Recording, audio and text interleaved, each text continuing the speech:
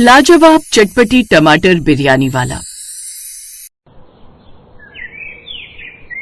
आओ आओ, बढ़िया बिरयानी खाओ, पहले आओ पहले पाओ।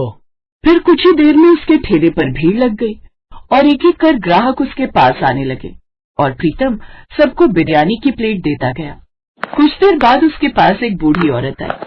बेटा, एक प्लेट मुझे भी दे दो, मैं 2 दिन से भूखी हूँ, मुझे खाना खिला दोगे तो तुमको बहुत पुण्य मिलेगा।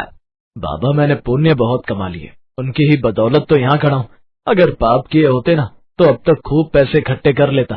चलो पीछे हटो, अभी धंधे का वक्त है। प्रीतम ने ग्राहकों को बिरयानी दी, लेकिन जब पैसे लेने का समय आया। अरे ये क्या भाई, 10 रुपए पकड़ा रहे हो? हाँ, यहाँ तुमने लिखा है ना 10 रुपए प्लेट। हाँ, प्लेट 10 की है, बिरयानी नहीं। उसके साथ तो ये 70 की हो गई है, और शायद तुमने ध्यान नहीं दिया, वो 1 नहीं बल्कि 7 लिखा हुआ है। अरे ये तो धोखाधड़ी है भाई, अब जो मर्जी समझो। इस तरह उसने एक एक कर ग्राहकों से पैसे लिए और इस तरह उसने शाम तक 70,000 रुपए कमा लिए। प्रीतम उस गांव में बस एक ही बिरयानी वाला था, इसलिए लोग ना चाहकर भी उसके पास ही बिरयानी खाने आते। उसी गांव में पीयूष नाम का एक आदमी भी अपने परिवार के साथ रहता था। वो मेहनत मजदूरी करके पैसे कमाता और उसकी बीवी महिमा अपनी सास के साथ मिलकर घर संभालती थी। ऐसे ही एक दिन जब पीयूष शाम को काम से घर लौट रहा था। आज मालिक ने देर पर जाने से मेरी मजदूरी काट ली। आज की मजदूरी कितनी कम मिली है। पीयूष घर लौट रहा था, तभी वो बूढ़ी औरत उसे मिली। बहुत भूख लगी है, कोई इस भूखे को खाना खिला दो, मुझे उस बिरयानी वाले की बिरयानी खिलवा दो, बहुत भूख लगी है। उस बूढ़ी औरत को देखकर पीयूष को उस पर दया आ गई। चलिए मैं आपको बिरयानी खिलवा देता हूँ, 10 रुपए की तो बिरयानी है। वो उसे प्रीतम की दुकान पर लेकर जाता है, जहाँ वो बड़ी अम्मा को बिरयानी खिलाता है। लो भाई तुम्हारे पैसे। फिर प्रीतम पीयूष से भी वही बात करता है जो बाकी सबसे कहता था। इसे सुनकर पीयूष भी वही कहता है। वाह भाई वाह, ये अच्छा तरीका है धोखाधड़ी से दुकानदारी करने का। ये लो 70 पकड़ो। हाँ। भगवान तुम्हारा भला करे बेटा। वो बुढ़िया उसे आशीर्वाद देकर चली जाती है। पीयूष भी घर आकर 130 रुपए लाकर अपनी पत्नी के हाथों में रख देता है। ये लो महिमा। अरे ये तो बस 130 ही है, आज 170 कम का काम हुआ क्या? महिमा 100 तो उस मालिक ने काट लिए सुबह देर से जाने से, और बाकी 70 की मैंने एक अम्मा को बिरयानी खिला दी। बिरयानी, वो भी 170 की, और किस अम्मा को खिला दी? फिर पीयूष ने उसे सारी बात बताई। ओह अच्छा, वैसे आज मैंने भी आपके लिए बिरयानी बनाई है, लेकिन वो बिरयानी अपनी क्यारी में लगे हुए टमाटर की बनी हुई है। क्या कहा, टमाटर की बिरयानी? सच में फिर तो आज मजा ही आ जाएगा। मैं आज पहली बार टमाटर की बिरयानी खाऊंगा, वो भी तुम्हारे हाथ की। फिर महिमा ने उसे खाना परोसा। महिमा ने अपने ही आंगन में लगे हुए टमाटर की चटपटी बिरयानी बनाई थी, जिसमें उसने लहसुन, अदरक, प्याज, हरी मिर्च, साथ में कई सारे खड़े मसाले भी डाले और आखिर में हींग का छौंका मारकर तैयार कर दी थी। घर में सभी को वो बड़ी पसंद आई। जैसे ही पीयूष ने बिरयानी खाई, उसको वो बहुत स्वादिष्ट। अरे वाह महिमा, तुम्हारे हाथ की इस बिरयानी की खुशबू और स्वाद दोनों ही अलग है। और सच कहूँ तो ये तो उस प्रीतम की नॉनवेज और वेज बिरयानी से भी काफी अच्छी है।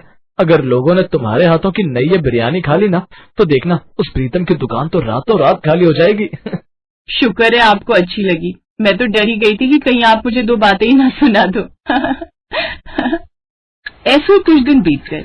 फिर एक रोज जब महिमा छत पर कपड़े डालने गई हुई थी, तभी उसका पैर सीढ़ियों से फिसला और वो नीचे गिर गई, जिससे उसकी एक टांग में चोट लग गई। पीयूष को जैसे ही ये खबर मिली, वो काम छोड़कर दौड़ा दौड़ा घर आया और महिमा को अस्पताल लेकर गया। इनके पाँव में चोट लगने के कारण कम से कम इन्हें 2 महीने बेड पर रहना होगा। अब पीयूष को बाहर काम के साथ साथ घर भी देखना पड़ता, क्योंकि उसकी माँ की हालत भी कुछ खास ठीक नहीं रहती थी। घर का काम निपटाकर काम पर जाने के चक्कर में उसे अक्सर देर हो जाती, जिस कारण फैक्ट्री का मालिक उस पर खूब गुस्सा करता। फिर एक रोज, इतनी लेट तू काम पर आया है, आगे से आने की जरूरत नहीं है, चल अब निकल यहाँ से। नहीं मालिक, ऐसा मत कीजिए, आप तो मेरे घर के हालात जानते ही हैं। मुझे उससे कुछ भी लेना देना नहीं है, मैंने तेरे घर का ठेका नहीं ले रखा। अब वो उसे काम से निकाल देता है।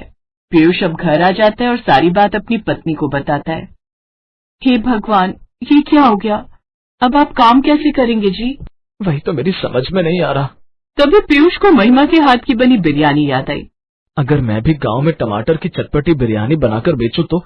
वैसे भी महिमा, तुम तो उस प्रीतम से भी अच्छी बिरयानी बनाकर बेचती हो, तुम मुझे वैसी बिरयानी बनाना सिखा दो। अब महिमा जो जो सामान उससे मंगवाती है, उसे लेकर पीयूष बाजार से लौट आता है।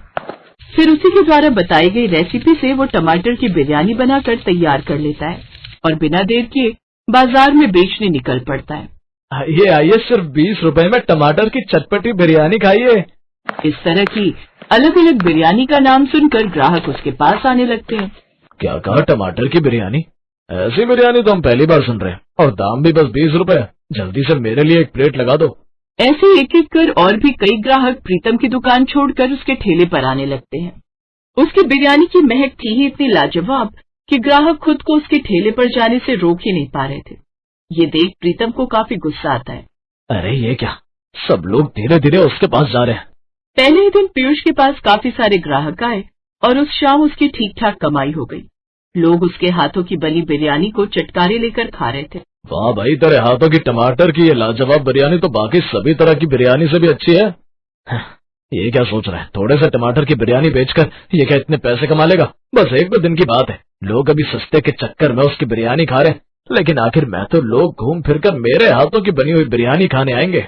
यही सोचकर प्रीतम मन ही मन खुश हो रहा था, लेकिन वो ये नहीं जानता था कि असल में लोगों को वो चटपटे टमाटर की बिरयानी तो उसकी चिकन और वेज बिरयानी से भी ज्यादा पसंद आई है।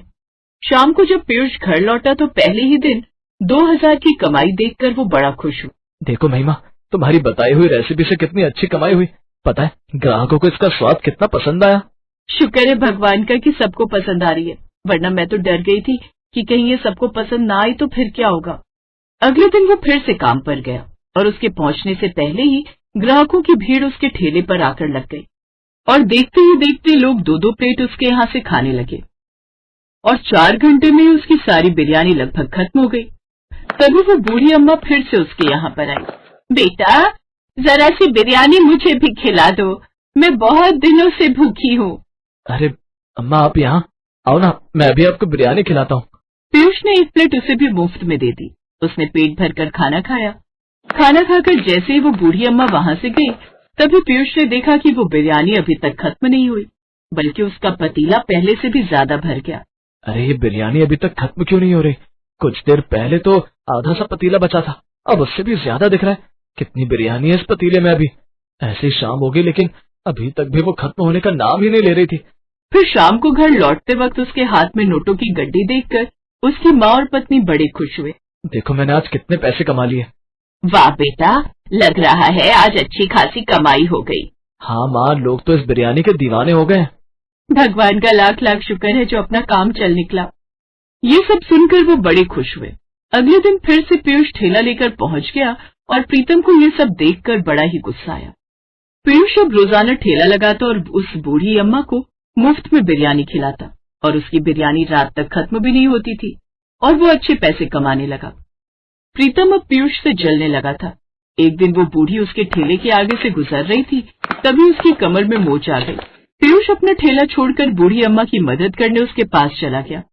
तभी प्रीतम अपने हाथ में लाया हुआ एक डब्बा खोलता है और उसकी बिरयानी में डाल देता है। जब लोगों ने वो बिरयानी खाई तो उससे सबका पेट खराब होने लगा और सभी डॉक्टर की दुकान के बाहर लंबी लाइन लगाकर खड़े हो गए। न जाने उस पीयूष ने अपनी बिरयानी में ऐसा क्या मसाला मिलाया, हम सबकी तो हालत ही खराब हो गई। तभी कहा था ना मैंने कि सस्ते के चक्कर में मत पड़ो। वो कौन सा अच्छा सामान बेच रहा होगा, अब भुगतो। अब पुलिस वाले पीयूष को पकड़कर ले जाने लगते हैं। तभी वहाँ पर उस गांव का राजू आता है जिसके घर के बाहर कैमरा लगा हुआ था। उसने उस कैमरे में सब देख लिया और सारी बात पुलिस को बता दी, जिससे पुलिस ने अब पीयूष को छोड़ दिया और उसकी जगह प्रीतम को पकड़कर सलाखों के पीछे डाल दिया।